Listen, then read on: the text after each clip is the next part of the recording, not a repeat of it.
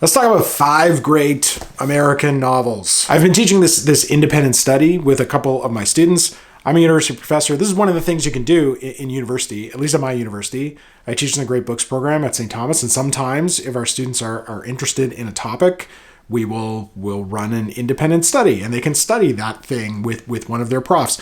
I guess in this case, I've got two of our honor students are doing this, so there's 2 of them. They're not really independent. It's kind of like a codependent study. But anyway, they wanted to read some American literature, so we're reading some American literature. One book we studied, Unburied by Jesmyn Ward. This is a road trip novel. It's a ghost story. It centers around this young mother named Leonie. She has 2 kids, like a teenage boy named Jojo, and then like a little kid, like a toddler, a little girl. And at the start of this novel, this family goes on a road trip to pick up their dad in prison. And I think this novel is actually about like different kinds of prisons, like actual prisons, but also the family, our past history.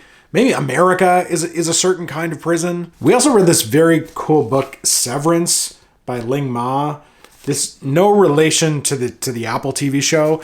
This is a post-apocalyptic zombie novel that is probably unlike any other zombie story you've ever read. It's kind of a satirical take on contemporary cubicle culture, like work and capitalism and what it's like to spend all your time in an office building. Except it's rewritten as this quiet, angst-filled zombie story. We also read Erasure by Percival Everett. This is an intense, highly experimental, very funny novel about writing and the publishing industry and race and media. We read Leviathan by Paul Auster. It's basically about these 2 novelists who become friends and their various marriages that fall apart in their careers.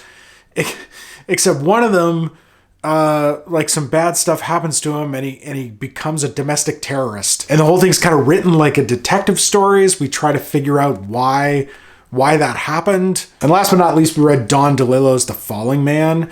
This is a novel about the aftermath of September 11th. And it's about the attacks on September 11th and then the trauma of someone who survived the attacks on the World Trade Center. I think this book, in some ways, it's about nihilism. It's about the pursuit of meaning. Like, how do we, given the strangeness and the alienation attendant upon modern life, how do we find purpose and meaning? One way you might do that is by reading great books.